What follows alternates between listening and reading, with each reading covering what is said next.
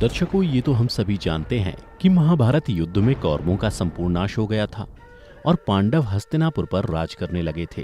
साथ ही ये भी हम सभी जानते हैं कि अपने 100 पुत्रों की मृत्यु से व्यथित कौरवों की माता गांधारी ने भगवान श्री कृष्ण को यह शाप दिया था कि जिस तरह उन्होंने कौरव वंश का नाश किया है, उसी तरह एक दिन उनके वंश यानी यदुवंशियों का भी नाश हो जाएगा। लेकिन दोस्तों, क्या आप जानते हैं कि महाभारत युद्ध के कितने दिन के बाद यदुवंशियों का विनाश कैसे और कब हुआ? अगर नहीं तो इस वीडियो को अंत तक जरूर देखें। आज की इस वीडियो में हम आपको यदुवंश के विनाश की संपूर्ण कथा बताने जा रहे हैं। तो चलिए बिना किसी देरी के इस कथा को शुरू करते हैं। मौसल पर्व में वर्णित कथा के अनुसार महाभारत युद्ध के पश्चात जब 36वां वर्ष प्रारंभ हुआ, तब द्वारका में कई अपशकुन दिखाई देने लगे। उसी समय एक दिन महर्षि विश्वामित्र, कण्व और देवर्षि नारद जी द्वारका पहुंचे। उधर जब वहां यादव कुल के नवयुवकों को पता चला कि कुछ ऋषिगण द्वारका पधारे हैं, तो उन्होंने उनके साथ परिहास करने का सोचा। फिर एक दिन यादव कुमारों ने भगवान श्री कृष्ण के पुत्र सांब को स्त्री वेश में विभूषित करके उनके पास ले गए और फिर उन महर्षियों को प्रणाम करते हुए कहा, हे ऋषिगण, यह स्त्री तेजस्वी बभ्रू की पत्नी है और बभ्रू के मन में पुत्र की बड़ी लालसा है। आप लोग ऋषि हैं, अतः अच्छी तरह सोचकर इसके गर्भ से क्या उत्पन्न होगा, हम सभी को बताने की कृपा करें।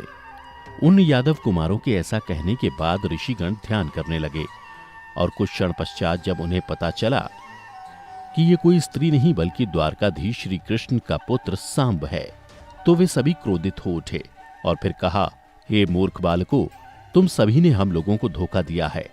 तुम लोगों ने हम सभी के साथ छल करने की चेष्टा की है। दुराचारी यादव कुमारों, तुम जिसे स्त्री बता रहे हो वह कोई स्त्री नहीं बल्कि भगवान श्री कृष्ण का पुत्र सांब है। तुम लोगों ने हमारा अपमान किया है, इसलिए श्री कृष्ण के इस पुत्र के गर्भ से एक भयंकर लोहे का मूसल उत्पन्न होगा जो यदुवंश के विनाश का कारण होगा। उसी से तुम लोग बलराम और श्री कृष्ण के सिवा अपने समस्त कुल का संहार कर डालोगे। ऐसा कहकर वे सभी मुनि भगवान कृष्ण के पास गए और वहां पहुंचकर उन्होंने उनसे सारी बातें कह सुनाई। यह सब सुनकर भगवान मधुसूदन ने महर्षियों से कहा, आप लोगों ने जैसा कहा है वैसा ही होगा। इसके पश्चात ऋषिगण अपने आश्रम चले गए और फिर अगले दिन सवेरा होते ही जब सांब ने उस शाप जनित भयंकर मूसल को जन्म दिया, तब यदुवंशियों ने उसे ले जाकर राजा उग्रसेन को दे दिया। उसे देखते ही राजा के मन में विषाद छा गया। उन्होंने उस मूसल को कुटवा दिया, अर्थात अत्यंत महीन चूर्ण करा दिया। फिर राजा की आज्ञा से उनके सेवकों ने उस लौह चूर्ण को समुद्र में फेंक दिया। उसके पश्चात उग्रसेन ने नगर में यह घोषणा करा दी कि आज से द्वारका के कोई भी नगरवासी मदिरा न तैयार करें। जो मनुष्य कहीं भी छिपकर कोई भी नशीली पीने की वस्तु तैयार करेगा, वह स्वयं अपराध करके जीते जी अपने भाई बंधुओं सहित सूली पर चढ़ा दिया जाएगा। उसके बाद लोगों ने राजा के भय से यह नियम बना लिया कि आज से ना तो मदिरा बनाना है और ना ही पीना है। इस प्रकार द्वारकावासी अपने ऊपर आने वाले संकट का निवारण करने के लिए भांति भांति के प्रयत्न करने लगे। लेकिन कहते हैं ना कि विधि के विधान को कोई नहीं टाल सकता। यही बात द्वारकावासियों के साथ भी हुई। भगवान कृष्ण भी विधि के विधान को नहीं टाल सके। मूसल के जन्म के पश्चात द्वारका में प्रतिदिन अनेक बार भयंकर आंधी उठने लगी। चूहे इतने बढ़ गए थे कि उनकी संख्या मनुष्यों से ज्यादा हो गई। वे मिट्टी के बर्तनों में छेद कर देते तथा रात में सोए हुए मनुष्यों के केश और नख कुतर कर खा जाया करते। सरस उल्लुओं की और बकरे गीदड़ों की बोली बोलने लगे। गौओं के पेट से गधे, खच्चरियों के पेट से हाथी, कुतियों के पेट से बिलाव और नेवलियों के गर्भ से चूहे पैदा होने लगे।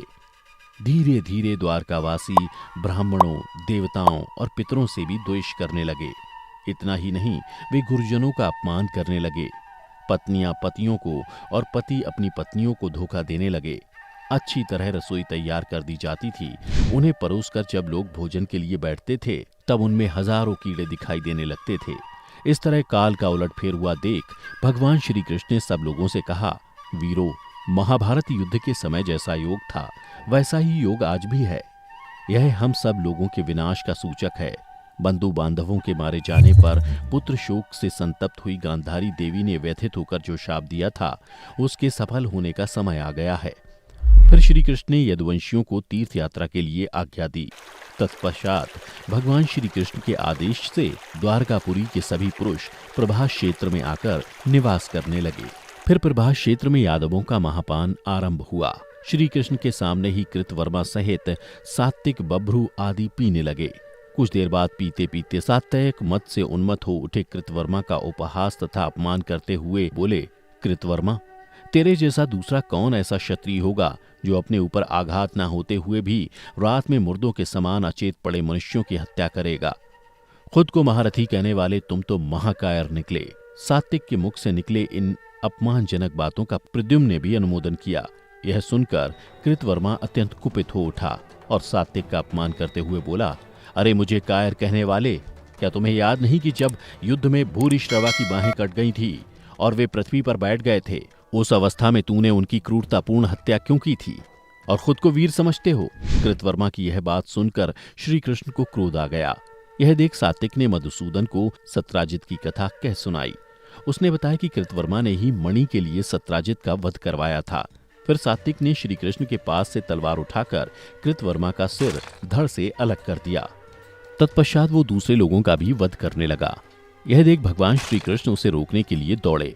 यह देख कई वीरों ने सात्विक को चारों ओर से घेर लिया और सात्विक पर आघात करने लगे।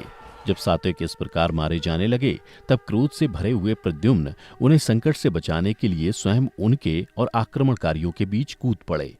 फिर दोनों मिलकर विरोधियों का सामना करने लगे, परंतु विपक्षियों की संख्या बहुत अधिक थी, इसलिए वे दोनों श्री कृष्ण के देखते देखते उनके हाथ से मार डाले गए। सात्विक तथा अपने पुत्र को मारा गया देख श्री कृष्ण क्रोध में आकर एक मुट्ठी एरका उखाड़ ली। उनके हाथ में आते ही वह घास वज्र के समान भयंकर लोहे का मूसल बन गई। फिर तो जो सामने आए उन सबको श्री कृष्ण ने उसी से मार गिराया। दर्शकों, आगे बढ़ने से पहले बता दूं कि एरका घास मूसल की उसी चोंच से जन्मी थी जिसे राजा ने समुद्र किनारे फेंकवा दिया था। फिर काल की प्रेरणा से यदुवंशियों ने उन्हीं मूसलों से एक दूसरे को मारना आरंभ किया। जो कोई भी क्रोध में आकर एरका नामक वह घास अपने हाथ में लेता, उसी के हाथ में वह वज्र बन जाती थी। उसके बाद उस मूसल से पिता ने पुत्र को और पुत्र ने पिता को मार डाला। काल चक्र के इस परिवर्तन को जानते हुए श्री कृष्ण वहां चुपचाप सब देखते रहे और मूसल का सहारा लेकर खड़े रहे। श्री कृष्ण ने जब देखा कि उनका पुत्र सांब और पोता अनिरुद्ध भी मारा गया, तब उनकी क्रोधाग्नि प्रज्वलित हो उठी और उन्होंने उस समय शेष बचे हुए समस्त यादवों का संहार कर डाला। उसके बाद दारुक, बभ्रू और श्री कृष्ण तीनों ही बलराम जी के चरण चिन्ह देखते हुए वहां से चल दिए। थोड़ी ही देर बाद उन्होंने अनंत पराक्रमी बलराम जी को एक वृक्ष के नीचे विराजमान देखा, जो एकांत में बैठकर ध्यान कर रहे थे। फिर वहां पहुंचकर कृष्ण ने तत्काल दारुक को आज्ञा दी कि तुम शीघ्र ही कुरुदेश की राजधानी हस्तिनापुर में जाकर अर्जुन को यादवों के इस महासंहार का सारा समाचार कह सुनाओ। ब्राह्मणों तथा माता गांधारी के शाप से यदुवंशियों की मृत्यु का समाचार पाकर अर्जुन शीघ्र द्वारका चले आवे। श्री कृष्ण के इस प्रकार आज्ञा देने पर दारुक रथ पर सवार हो तत्काल कुरुदेश को चला गया। वह भी महान शोक से अचेत सा हो रहा था। उधर दारुक के चले जाने पर भगवान श्री कृष्ण ने अपने निकट खड़े हुए बभ्रू से कहा, आप स्त्रियों की रक्षा के लिए शीघ्र ही द्वारका को चले जाइए। कहीं ऐसा ना हो कि लुटेरे धन की लालच से उनकी हत्या कर दें। श्री कृष्ण की आज्ञा पाकर बभ्रू वहां से चलने को हुए कि तभी ब्राह्मणों के शाप के प्रभाव से उत्पन्न हुआ एक महान दुर्लभ मूसल किसी व्याध के बाण से लगा हुआ सहसा उनके ऊपर आकर गिरा। उसने तुरंत ही उनके प्राण ले लिए। बभ्रू को मारा गया देख श्री कृष्ण ने अपने भाई बलराम जी से कहा, दाऊ जी, आप यहीं रहकर मेरी प्रतीक्षा करें जब तक मैं द्वारका जाकर स्त्रियों को संरक्षण में सौंप आता हूं। इतना कहकर श्री कृष्ण द्वारकापुरी चले गए और वहां अपने पिता वासुदेव जी से बोले, तात, आप अर्जुन के आगमन की प्रतीक्षा करते हुए हमारे कुल की समस्त स्त्रियों की रक्षा करें। इस समय दाऊ वन में मेरी राह देख रहे हैं। मैंने इस समय यदुवंशियों का विनाश देखा है और अब मैं उन यादव वीरों के बिना इस पुरी को देखने में भी असमर्थ हूं। इसलिए अब मैं वन में जाकर दाऊ भैया के साथ तपस्या करूंगा। ऐसा कहकर उन्होंने अपने पिता के चरणों को स्पर्श किया। फिर वे वहां से तुरंत चल दिए। किंतु जब वो राजमहल से बाहर निकले तो उन्हें नगर की स्त्रियों और बालकों के रोने का महान आर्तनाद सुनाई पड़ा। यह सुनकर श्री कृष्ण उनके पास आए और उन्हें सांत्वना देते हुए बोले, देखिए नरश्रेष्ठ अर्जुन शीघ्र ही इस नगर में आने वाले हैं। वे आप सभी को संकट से बचाएंगे। इतना कहकर भगवान श्री वन की ओर चल दिए।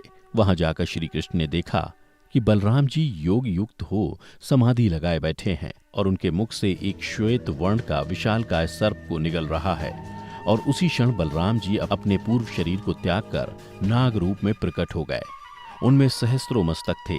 उसका विशाल शरीर पर्वत के समान विस्तार सा जान पड़ता था। फिर उन्होंने भगवान कृष्ण को प्रणाम किया और समुद्र के रास्ते परम धाम को लौट गए। उधर बलराम जी के परमधाम जाने के बाद भगवान श्री कृष्ण महायोग का आश्रय ले पृथ्वी पर लेट गए। उसी समय जरा नामक एक व्याध मृगों को मार ले जाने की इच्छा से उस स्थान पर आया। उस समय श्री कृष्ण योग युक्त होकर सो रहे थे। मृगों में आसक्त हुए उस व्याध ने श्री कृष्ण को ही मृग समझा और वाण मारकर उनके पैर के तलवे में घाव कर दिया। फिर उस मृग को पकड़ने के लिए जब वह निकट आया, तब योग में स्थित श्री कृष्ण पर उसकी दृष्टि पड़ी। अब तो जरा अपने को अपराधी मानकर मन ही मन बहुत डर गया। उसने भगवान श्री कृष्ण के दोनों पैर पकड़ लिए। तब महात्मा श्री कृष्ण ने उसे आश्वासन दिया और अपना देह त्याग कर वैकुंठ धाम को चले गए। उधर दारुक जब हस्तिनापुर जाकर पांडवों को यह सारा समाचार सुनाया तो वे सभी शोक से भर उठे। फिर दारुक ने अर्जुन से कहा कि आपको श्री कृष्ण की आज्ञा अनुसार इसी क्षण द्वारका चलना होगा। दारुक की बातें सुनकर अर्जुन ने अपने बड़े भाई युधिष्ठिर की आज्ञा ली और द्वारका को चल दिए। द्वारका पहुंचकर उन्होंने देखा कि वहां की स्त्रियां और बच्चे भयभीत हैं। फिर वो वासुदेव जी से मिले। तब वासुदेव जी ने अर्जुन से कहा कि वत्स, इन सभी की रक्षा का भार अब तुम्हारे कंधों पर है। तुम ही इन सब की रक्षा कर सकते हो। इतना कहकर वासुदेव जी ने भी प्राण त्याग दिए। उसके बाद उन स्त्रियों और बच्चों सहित द्वारकापुरी का क्या हाल हुआ। हर हर महादेव मित्रों, स्वागत है आपका द हिंदू हिस्ट्री चैनल पर।